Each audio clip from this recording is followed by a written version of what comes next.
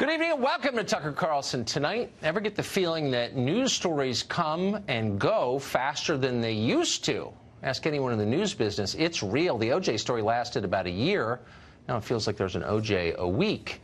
Maybe it's the effect of staring at screens all day, jumping from snippet to snippet. Our brains have been rewired to think only in the present tense. Or maybe there's just a lot more news than there used to be. Some world historic crisis hits every 4 days, knocking the last world historic crisis from our collective consciousness forever. Once upon a time, people had a chance to digest their disasters. The Titanic, for example, sank in April of 1912. In 1982, the New York Times ran a front-page feature about Titanic survivors. 70 years later, people still remembered the story. Can you remember what happened 70 days ago? How about 56 days ago? Think back to that cobweb-shrouded period in our history. It was January of 2019. The federal government had just shut down. The president said we needed a border wall. The Democrats scoffed at him. They claimed the entire immigration crisis was, quote, manufactured. The news media heartily weighed in on that debate. In case you can't remember whose side the media took, here's a clip from our archives. Folks, the president has manufactured one heck of a political crisis for himself. Donald Trump is manufacturing a national security crisis. You will hear them say is that this is a manufactured crisis. It's not a national security crisis. From Nancy Pelosi down to Debbie Wasserman Schultz or anybody else who will give him a dime for this project. Because so there's it's manufactured. It's a manufactured crisis for the president to get a political win. We have a president who will go on TV tonight and lie and lie and lie some more. This is a manufactured crisis. All together now. Manufactured crisis. 6 syllables. Learn them, dear robots. Repeat them until they seem plausible. Move on. They'll never remember you lied. And that's exactly what they did. It's what they always do. But reality has an unpleasant habit of reinserting itself into these things. You can dismiss a crisis as manufactured, but that doesn't mean the crisis doesn't exist. In the last month, 76,000 illegal aliens crossed the U.S.-Mexico border. That's the highest number in more than a decade. That's more than the entire population of San Francisco or Boston or Washington, D.C. every single year, coming by foot over just one of our international borders. That is a crisis, manufactured or not. How are the people in charge responding to this crisis? Well, they're still lying. And not just lying, because that's never enough for them. They're lying and sneering at the same time, all with maximum self-righteousness. They're selling us a steaming load of BS and screaming at us for not believing it. Here's young pioneer Alexandria Ocasio-Cortez letting you know that if you want your border secured, you're a bad American. The good Americans are the ones trying to sneak into America. The president should not be asking for more money to an agency that has systematically violated human rights. The president should be really defending why we are funding such an agency at all. Those women and children trying to come here with nothing but the shirts on their back to create an opportunity and to provide for this nation are acting more in an American tradition than this president is right now. Yeah. They're the real Americans. Well, Ocasio-Cortez expanded on this on Twitter last night. She denounced any Democrat who might be tempted to compromise in any way on immigration. Only open borders are morally acceptable. Quote, where was the concern last week when 26 Democrats voted for a GOP amendment to expand ICE powers rooted in the racist plus false trope that Latino immigrants are more dangerous than U.S.-born citizens? Ocasio-Cortez continued this way, quote, the entire premise of a wall is not based in fact. It's based in a racist plus non-evidence-based trope that immigrants are dangerous. Yet some Dems are willing to compromise and spend billions on a trope because we've accepted some kind of racism as realpolitik in America, end quote. Racist! White supremacist! Anyone who disagrees with me is a Nazi. How tired are you of screeching like this? How boring has it become? Well, not to Alexandria Ocasio-Cortez. She thinks it's fresh and cutting edge. She thinks she's the future. In fact, she's completely out of touch. She has no idea what America is like. Her tiny little world of fair trade coffee shops is thriving. She thinks everyone lives like her. That's how closed her mind is. She is the oldest 29-year-old in history. For millions of other people, the country they grew up in is crumbling. Bad immigration policy is not the only reason for that, but it's a major reason for it. Every year in America, drug overdoses kill more Americans than the entire Vietnam War. Now, one of the main causes of that is fentanyl, much of which is smuggled across the Mexican border. In all of fiscal year 2013, the Fed seized a total of 2 pounds of fentanyl. That's enough to kill 450,000 people. In 2018, last year, Customs seized 1,747 pounds of fentanyl. That is almost 900 times as much. It's enough to kill 396 million people. That's more people than live in the United States and Canada combined. Now, if that bothers you, are you a racist? Ocasio-Cortez and the rest of the morons say, yes, you are. Everyone else understands that borders are what make a country. If you can't control who enters, you are a failed state. Just this morning, DHS Secretary Kirstjen Nielsen put it in perspective. She said that illegal arrivals at the Mexican border are set to hit 1 million by the end of this fiscal year. More illegals will come in the first 6 months of 2019 this year than came in all of 2017. That's a crisis. It's also a humanitarian catastrophe. Today's migrant flows have created a humanitarian catastrophe. In one study, more than 30% of women reported sexual assault along the way, and 70% of all migrants reported experiencing violence. Very unfortunately, because of the increase in violence at ICE, when we have families with children, we have to give every girl a pregnancy test over 10. This is not a safe journey. Wait, what? It's not safe to walk through the Sonoran Desert? Migrants get raped trying to sneak into America? You must be a racist if you think that. Quick, somebody tell CNN so they can denounce Nielsen as a white supremacist. Someone might believe her otherwise. Meanwhile, the border degrades. Unaccompanied minors keep showing up here. Word has gotten out that almost nobody will ever be deported from this country. Just claim asylum and get released. Everyone in Central America knows this. Why wouldn't they? Since 2000, the number of pending immigration court cases has gone from barely 100,000 to more than 800,000. About 22 million illegal immigrants already live in the United States. That's more people than the populations of 16 U.S. states combined. That is more than the entire New York City metropolitan area, just of people here illegally. But remember, it's not a crisis. It's a guaranteed Democratic majority for the next 100 years. And that's a good thing. Ask CNN. Enrique Acevedo is a Univision anchor, and he joins us tonight. Enrique, thanks very much for coming on. So I think, and my memory, as I age, gets a little bit spottier, but I think you were one of those assuring us this is not a crisis.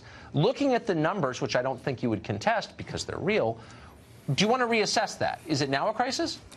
Well, the first time I came on your show last year, Tucker, I told you that the strategy, the administration strategy, was not working. It was only making things worse. I talked about a humanitarian crisis at the border. You laughed. You told me I was crazy. You told me I was lying and part of this liberal media conspiracy. And here we are 6 months after talking about a humanitarian catastrophe at the border. I said that by doubling down on the same failed policies of the past 50 years, President Trump was only making things worse. Here we are 6 months after talking about a strategy that simply hasn't worked. So that's what's happening at the border, and I hate to say it, but I told you so. Okay. And you know what? I stand corrected. You said things are bad at the border. I said everything is fine, Enrique. You're a racist. Stop spewing that propaganda. You talked about a security crisis at the border, Tucker, and there's no security crisis. There's a humanitarian crisis. Oh, okay. But there's, and for the people involved, it is by definition a humanitarian crisis. They're leaving their failed countries trying to get here. I get it. I've sympathized with them since day one. I still sympathize with them. So we agree on that. But for American citizens, when you have 22 million people living here illegally, that's more than 16 states combined in population, that's a crisis for us. That's what you denied, and I doubt you'll admit it now. And so that's just an estimate. Another estimate says, and this is, it just depends on which number you want to use. It says that there are half of that, 11 million undocumented people only who have been living here for decades. Okay, only larger than New York City. Not only, but I get it. Right. So here's my question to you.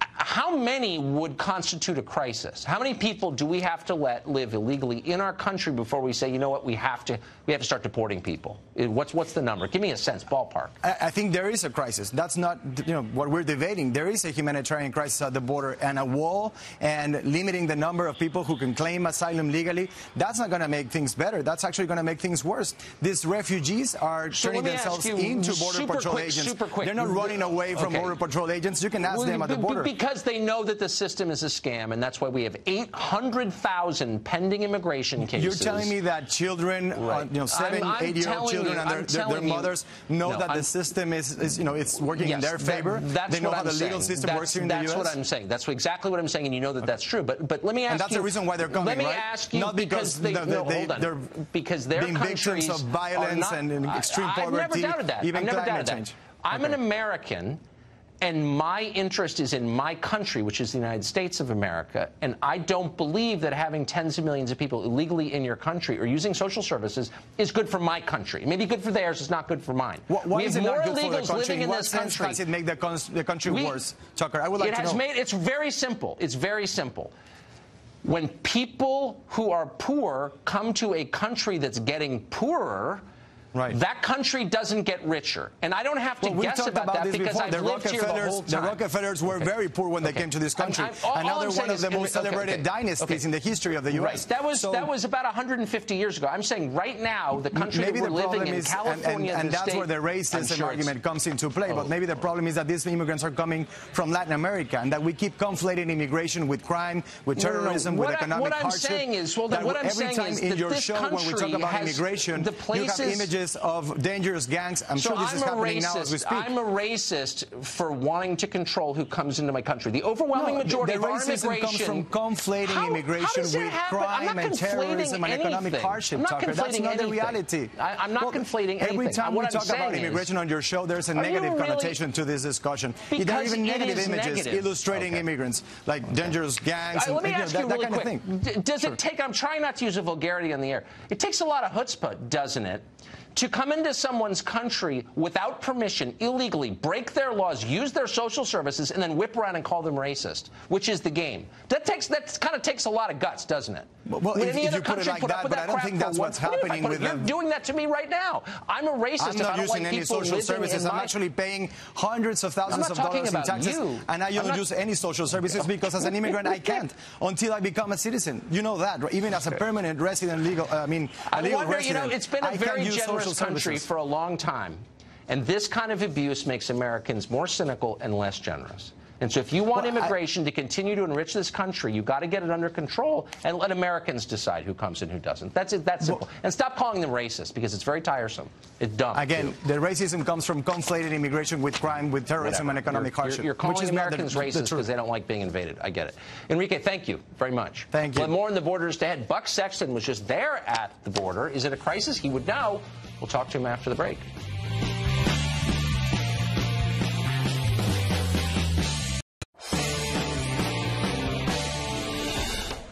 Well, for months, when it was politically useful to them, all the people on TV told you there was no crisis at the border. The very idea was absurd, and you were a moron for thinking it. Well, now it turns out they were just reciting DNC talking points, which is what they do every single day.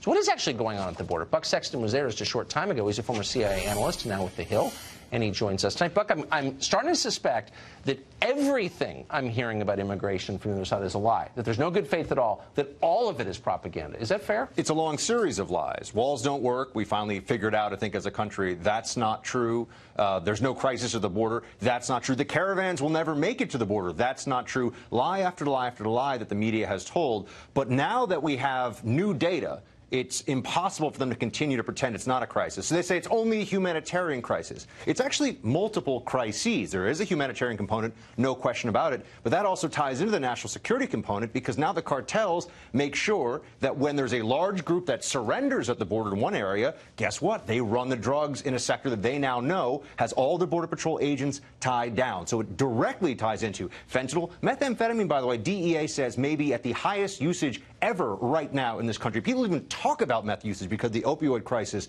is so bad. And by the way, the numbers that that's coming from Mexico. And being made in high-end laboratories in Mexico, laboratories that you would expect for a Pfizer or a big pharma company. They're churning them out. And the big problem here, Tucker, is that it's going to get worse because the laws that we have are such that the people now who show up at the border who have a child are guaranteed to stay. There is no way to change this. I was on your show, actually, that other activist gentleman was on a few months ago, and we had this exchange where it was, why couldn't the entire country of Guatemala just say, well, as long as I have a kid, I'm going to come to the U.S. border and know that I'll get into the United States? Under the law right now, we are testing that theory out. The word is out. The numbers are going to get bigger. And we have no means of stopping this right now unless Congress actually does something, because this is what the law says.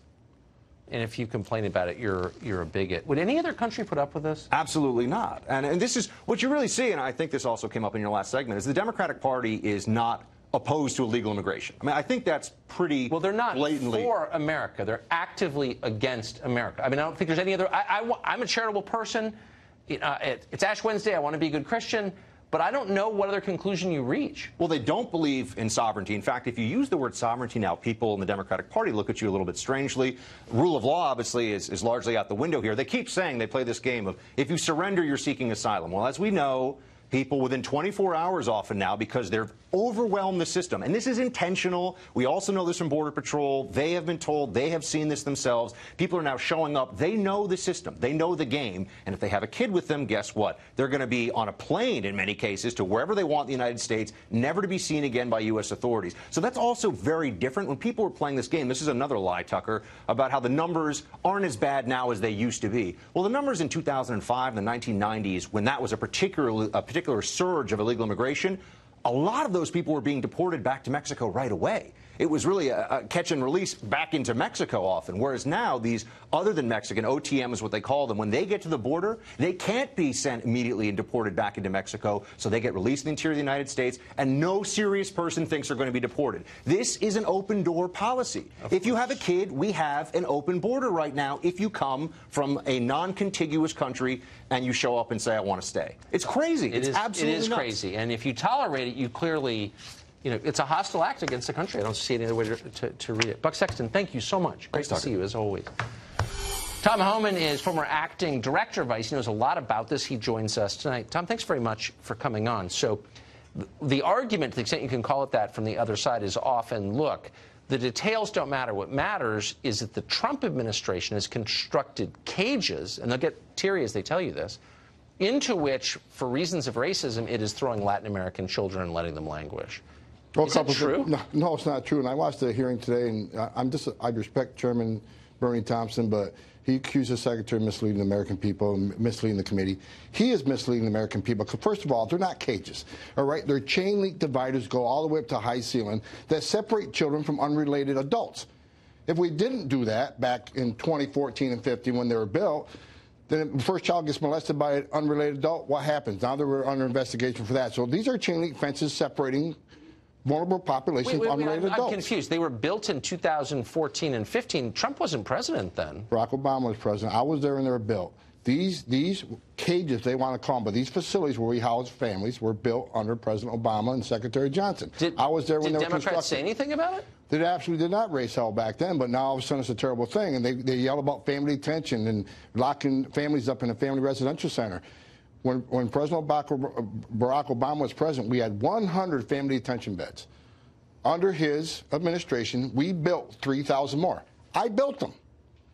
So for the Democrats to mislead the American people saying these are Trump's cages and we're locking families up, first of all, they're treated very well. They're treated a lot better now than they've ever have been. But these facilities, without a doubt, were built under Obama administration because I was there when they were built. And it's very easy. The Democrats, they want to investigate it. FOIA the acquisitions paperwork. FOIA when these facilities were built. It's clear when they were built, 2014, 2015. Well, why does no... I mean, Democrats obviously have their own motives for not saying that. They're a political party. But why wouldn't people who are reporting on this for a living make that clear, that we've had these since the last administration, like them or not? I mean, that's the fact. I've never heard that. I'm not a politician, and I'm not running for office. I'm a career cop for 34 years. I just can state facts. But as a citizen, the media is anti-Trump. Look, I think the story is 90% of stories are anti-Trump. The Democrats, they know the border's out of control. Anybody who doesn't recognize that is just ignoring the facts. But their hatred for Trump is more important than their responsibility to protect our nation, protect our borders.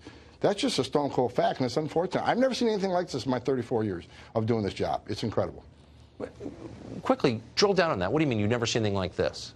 I've never seen our representatives elected by the people to defend this nation, to ignore the very sovereignty of this nation. This is not a nation without borders. It's not only about enforcing the laws that they enacted. ICE and Border Patrol is doing nothing. They're not making any of this stuff up. They're enforcing laws that Congress enacted, but Congress will rather vilify the men and women of ICE for enforcing their laws and then making changes in the law if they don't like them. I've worked for 6 presidents, starting with Ronald Reagan. I respect every president I work for because I respect the office of the presidency. Yes. That is no longer around. I mean, there are people, President Trump is our elected president, elected by the people of this country because of the issues that he thinks are important to this country. He's trying to fulfill those promises, and he's hated by the other party for it. This is not the America I grew up in. It's certainly not the America that we should be in, and I'm hoping we finally got a president who believes in getting that America back, that you don't kneel for the national anthem. You serve your country, and you serve it proudly, and I just... In my 34 years, everything anything like it. When I watched the hearing today, it was theater. It's not getting to the facts of family tension and zero tolerance and family separation and the issues they want to bury today. This was theater. This is theater. They don't care, and it must be extremely frustrating to someone who spent his life working on this. Tom Homan, thank you very much for that. Appreciate it. Thank you. It's more obvious by the day that Democrats will make a push to impeach the president. Obviously, they're going to. Some party veterans, Democratic Party veterans, are warning that's not a good idea. We'll explain that next with Dana Perino.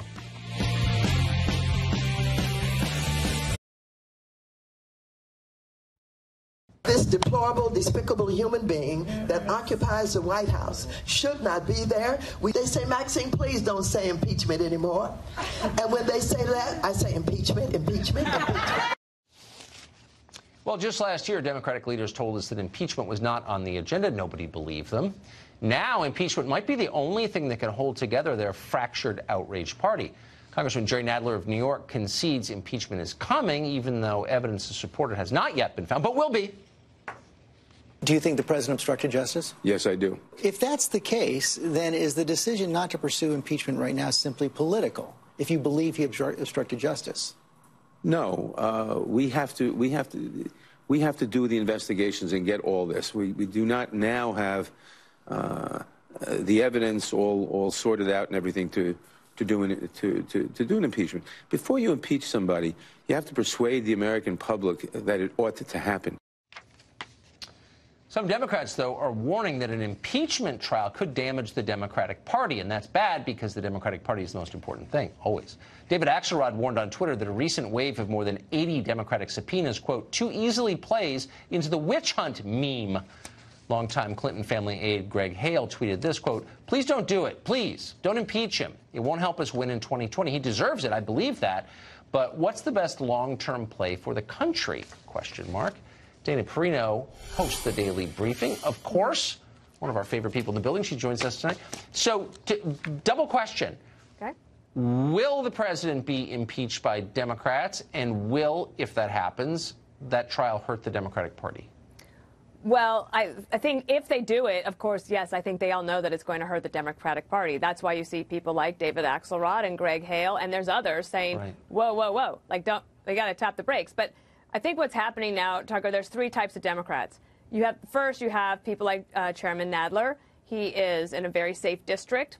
He's an old bull of the Congress. He's been chomping at the bit to have the gavel back.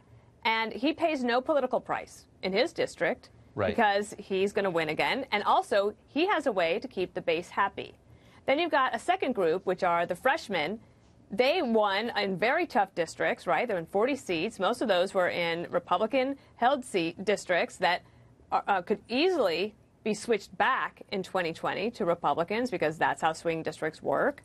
And they don't want to talk about this. They want to show that they can govern on important issues like infrastructure, health care, et cetera. And the third group are your presidential candidates. And they have to keep the base happy enough, talking impeachment, but they also have to look long-term to a general election where impeachment doesn't work.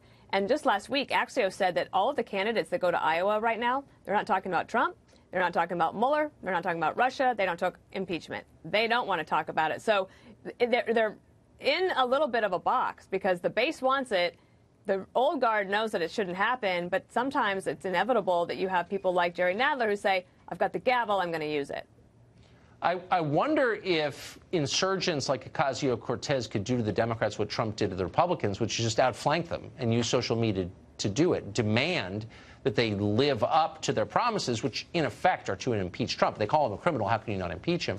I mean, could they force the party to do it? Well, sure. Like they could get mad at the establishment, right? They could say, "What are you afraid of? Like, why can't you do this?" And they'll be like, "Well, you know what? You have to stay in power. We have to be able to do this correctly." But here's the other thing: is that President Trump does better when he has a foil, when he has someone to go up against. Right. And the House Democrats are now that foil.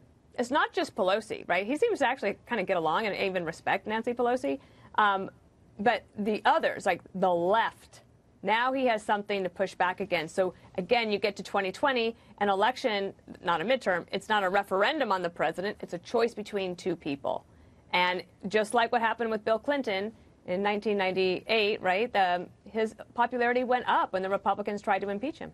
Right. And Republicans actually lost seats in that midterm, which is, I think it's only happened twice in, 100 years, and that was definitely one of them. So, finally, quick. Do you think it's possible that the leaders of the Democratic Party, Pelosi, for example, keep this contained?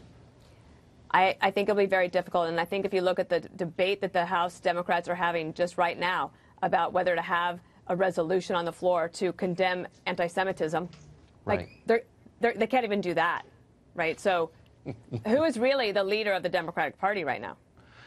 I'm sorry. I'm sorry to laugh. It's just that I know you're not laughing at me. Calling everyone else immoral can't pass a resolution against anti-Semitism. It's a really hard. It's a tough choice. It tells you a lot. Dana Perino, it is never tough to talk to you. It's always a pleasure. Love seeing you. Thanks, Tucker. Thank you. Fox News alert for you with exclusive new details tonight on this show about the case of conservative activist Hayden Williams. He was attacked, you might remember, while trying to recruit conservatives at UC Berkeley. Harmeet Dillon is an attorney. She represents Williams, and she joins us tonight with the latest. Harmeet, thanks a lot for coming on. So this was caught on tape. It should be fairly straightforward. What do we know? Well, Zachary Greenberg, who is not a student at UC Berkeley but sort of floats around on the campus, assaulted Hayden Williams on the video that has gone viral all over the country without provocation. He cold-cocked him, and Hayden has sustained injuries to his face as a result of that and his phone. So after about 10 days, the police did arrest Mr. Greenberg, and he was arraigned in court today on 3 felony charges of assault, battery, violent threats, and then also a destruction of the phone as a misdemeanor. And he pled not guilty. So that's what happened in court today. There'll be an upcoming court date in about a month for a preliminary hearing. And it'll be interesting to see what his defense is, because it is very clearly him on the video, so he must have something else in mind in terms of his defense. But he has a private attorney, not a public defender. And I've done some digging, and I've learned a few other interesting facts about Mr. Greenberg and his history with the court system. So give us a flavor of what those might be. So Mr. Greenberg, over the past couple of years, has had numerous incidents where he's filed restraining orders against his roommates in multiple group houses and then moved out of those group houses. His roommates have put in evidence that has been more believable and believed by the court that none of those incidents happened.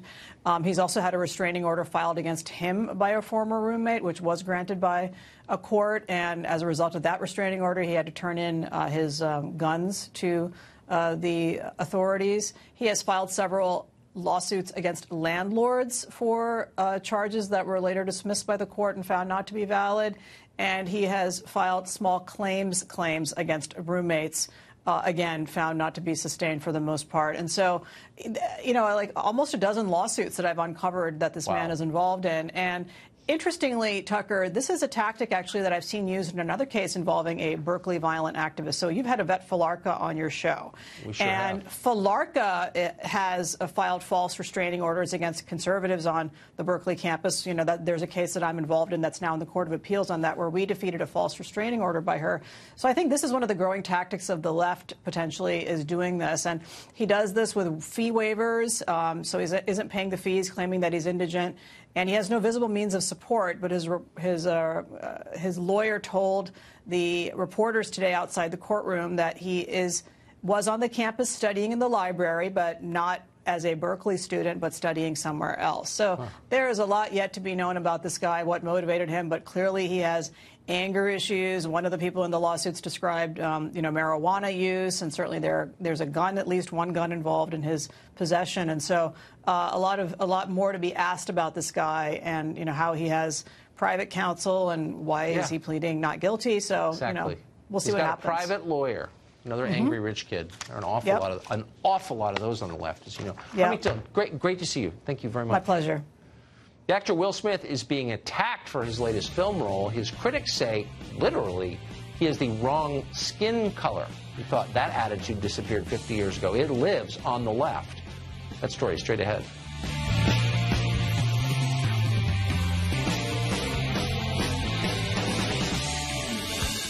You may have learned in school that the hallmark of an authoritarian regime is banning books. Remember when all the librarians, mostly liberal, would have banned book week? These are all the books the bad guys don't want you to read. Here they are. And they had a point. The Inquisition burned books. So did the Nazis. Corrupt regimes everywhere fear the free exchange of ideas, and they won't tolerate it if they don't have to. The best sign of America's strength is that we are, and we have always been, different. We don't fear and suppress other people's ideas, even if they are offensive or unpopular. We combat them with better ideas. That's how we've always been. But that is changing fast. Increasingly, the norm in America is that some people shouldn't be allowed to speak, and some views are not allowed. Judge Amy Jackson, who's an actual judge, is now threatening Roger Stone with prison time because he wrote a new introduction to his book that says unflattering things about Robert Mueller. That is now a crime, according to Judge Amy Jackson. Amazon, which completely and utterly dominates the book sales market around the world, just banned a book by British activist Tommy Robinson because the book is critical of Islam. By the way, books criticizing Christianity are still in abundant supply on Amazon. But Amazon didn't just refuse to sell Robinson's book. They banned users from selling used copies of it secondhand. Amazon's crackdown is part of a much wider effort. Facebook shut down Tommy Robinson's page. YouTube banned him. People vastly richer and more powerful than you, richer and more powerful than any of us, want you to know that whatever Robinson is saying is evil and wrong. And maybe it is. I don't even know what he's saying. It doesn't matter. They don't want you to read or decide for yourself. That's the point. The old left, the legitimates, now they don't care. They're in favor of it. The Washington Post, which is owned by Jeff Bezos, it's his vanity site, his unregistered lobbying arm, has not even covered the Robinson book ban. They're part of the censorship class themselves. Democracy dies in darkness. They're imposing darkness. That's what book banning is. Well, there's nothing more popular on the left than calling other people racist, but sometimes that's hard. How do you accuse someone of being racist against his own race? Well, you accuse them of colorism instead. We're not making that up. Actor Will Smith was just cast in the movie King Richard as Richard Williams, father of tennis legends Venus and Serena Williams. But social media critics are melting down. They claim that Will Smith is too light-skinned for that role. Danielle Greenbaum is senior contributor at The Federalist and a columnist at The Spectator USA, and she joins us tonight. So, Danielle, this argument that people's moral value can be discerned by the color of their skin, wasn't that the core argument of the segregationists in the American South? It was. And actually, Tucker, you and I discussed this summer with the Scarlett Johansson controversy. We're seeing over and over again that the activist mob is deciding that whether you get to play a role in a movie has nothing to do with your skill, but is rather just about what you look like. But, I mean, I've got a bunch of kids. I went to school in this country myself. From the first grade all the way through college, you are taught correctly that one of the great sins in American history was Jim Crow, which was a very elaborate system based on exactly this precept. Your value corresponds to your skin color. Right. How can the people who claim to be against Jim Crow make this case? They can't, or they shouldn't, but they're trying to. And it's a total slap in the face to anyone who's fought for equality and who's fought to have a society in which we don't judge people on the color of their skin. So to get to the specifics of this case, they're saying that Will Smith is not black enough, or I hate even to say it, it's so disgusting, but that he's somehow the wrong color. How is he responding to this? That's exactly what they're saying, as if they've brought, a tape color up to his skin and are saying, you're one too many shades too far removed from what the person you're supposed to portray actually looks like. And so far, I think he's kind of seems to be standing his ground. I hope he doesn't follow the path that has been set out before him by other actors who have cowed to the mob and said, you know what, I'm not going to do this. I've clearly crossed a line. I've clearly done something that polite society doesn't do. I think he brings a lot to any role. I think he's a great actor, and I think he's one that brings audiences, and that's probably part of why he was chosen. So I think it'll be a real shame if he kind of gives in to the pressure that he's currently facing. Has anybody stood up and said, wait, this is insane. We've become what we said we hated. We're the problem? Has anyone sort of turned the lens inward and admitted the rot at the very core of the modern left on the question of race? I would be so pleased to see that. I haven't seen that piece, certainly not out of the left. And it's exactly what you just said. It's the modern left. The historical left would be so disturbed by this argument. They would be aghast that we're once again totally judging people and putting them into boxes based on not just now the color of their skin, but the precise shade of their skin. But unfortunately, the left of today is one that actually loves to judge people based on their identity. Yeah, and you know that because they're the ones calling other people racist. Will Smith is the wrong color. You shouldn't have a job. You're a racist. Like, self-awareness is in short supply. Danielle, thank you. You were great. It's nice to see you. Nice to see you. Well, Democrats have told us for a couple of years that the 2016 election was rigged by Vladimir Putin, the arch bad guy of all time. So, shouldn't they be demanding that Hillary Clinton run again to claim her rightful post as president of the United States? But they're not. That's interesting, and we'll investigate it after the break.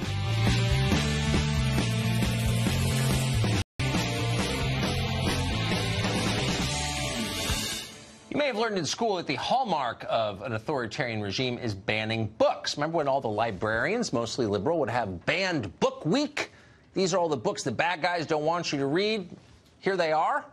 And they had a point. The Inquisition burned books. So did the Nazis. Corrupt regimes everywhere fear the free exchange of ideas, and they won't tolerate it if they don't have to. The best sign of America's strength is that we are, and we have always been, different. We don't fear and suppress other people's ideas, even if they are offensive or unpopular. We combat them with better ideas. That's how we've always been. But that is changing fast. Increasingly, the norm in America is that some people shouldn't be allowed to speak, and some views are not allowed. Judge Amy Jackson, who is an actual judge, is now threatening Roger Stone with prison time because he wrote a new introduction to his book that says unflattering things about Robert Mueller. That is now a crime, according to Judge Amy Jackson. Amazon, which completely and utterly dominates the book sales market around the world, just banned a book by British activist Tommy Robinson because the book is critical of Islam.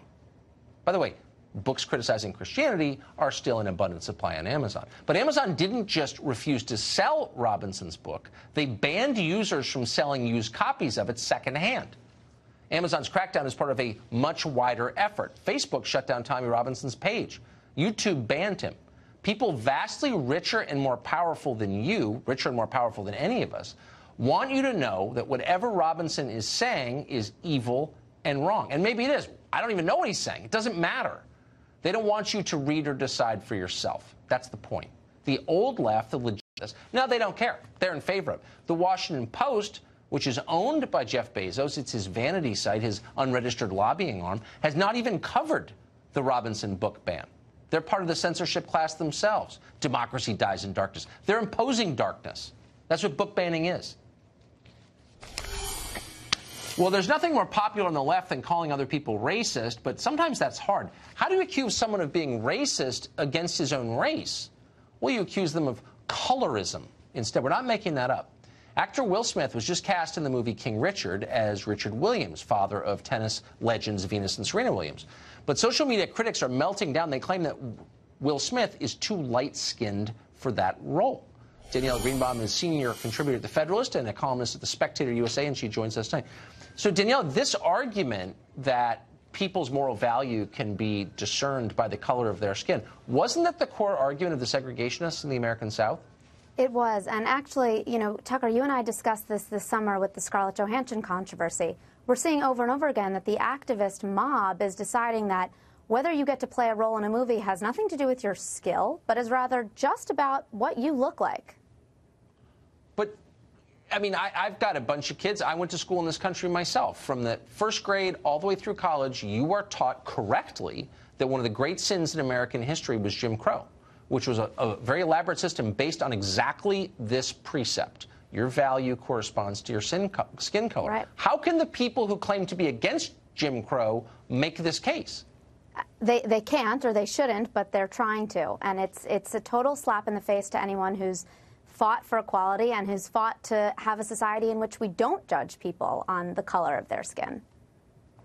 So to get to the specifics of this case, they're saying that Will Smith is not black enough, or I hate even to say it, it's so disgusting, but that he's somehow the wrong color. How is he responding to this? You know, that's exactly what they're saying, as if they've brought, you know, a tape color up to his skin and are saying, you're one too many shades too far removed from what the person you're supposed to portray is actually looks like. And so far, I think he's kind of seems to be standing his ground. I hope he doesn't follow the path that has been set out before him by other actors who have cowed to the mob and said, you know what, I'm not going to do this. I've clearly crossed a line. I've clearly done something that polite society doesn't do. I think he brings a lot to any role. I think he's a great actor, and I think he's one that brings audiences, and that's probably part of why he was chosen. So I think it'll be a real shame if he kind of gives in to the pressure that he's currently facing. Has anybody stood up and said, wait, this is insane. We've become what we said we hated. We're the problem? Has anyone sort of turned the lens inward and admitted the rot at the very core of the modern left on the question of race? I would be so pleased to see that. I haven't seen that piece, certainly not out of the left. And it's exactly what you just said. It's the modern left. The historical left would be so disturbed by this argument. They would be aghast that we're once again totally judging people and putting them into boxes based on not just now the color of their skin, but the precise shade of their skin. But unfortunately, the left of today is one that actually loves to judge people based on their identity. Yeah, and you know that because they're the ones calling other people racist.